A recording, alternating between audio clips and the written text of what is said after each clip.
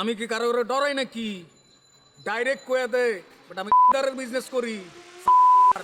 স্বাধীন দেশ, স্বাধীন পেশা।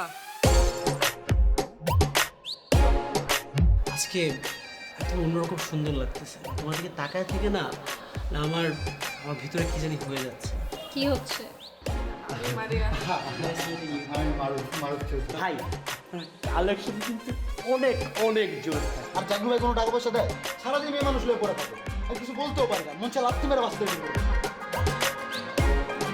এ নাকি এসি এসি নাকি? যা এদিকে যা, গোসল কর, ঠান্ডা ফ্যানের তলে যা। জামু তো জামু, গোসল করবো। গোসল তো করতেই হবে, গোসল। কতক্ষণ করে আসবো? আরে বুঝোস না, তোর ভাই তো ভালো স্টুডেন্ট, 3 ঘন্টার আগে কি পরীক্ষা শেষ হয়েছে নাকি? কেয়া, আমি বলতে চাচ্ছিলাম কি, তুমি যদি তোমার মানে সাইজটা বলো না, আমি নিজে নিয়ে আসতাম, মানে ব্র্যান্ডেড এক্সপেন্সিভ ভালো ভালো। তোমার চাও কি দরকার? তুমি জানো না যে মেয়েদেরকে সাইজ জিজ্ঞেস করতে হয় না? এতদিন পরে ঢাকা শহরে এসে একটা পরী খুঁজে পেয়েছি। তাই না? কোথায় দেখি মেয়েটাকে? দেখি।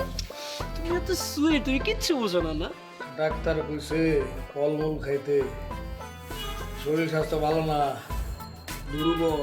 মারুফ ভাই বলে দিচ্ছি, খবর আছে কিন্তু বলে দিচ্ছি, 3টা মাস আমি ওয়েট করছি, টাকাটা আমার খুবই দরকার লাগবে। I have need money. আমার কাপড় চোপড়গুলো না প্রতিদিন কে জানি চুরি করে।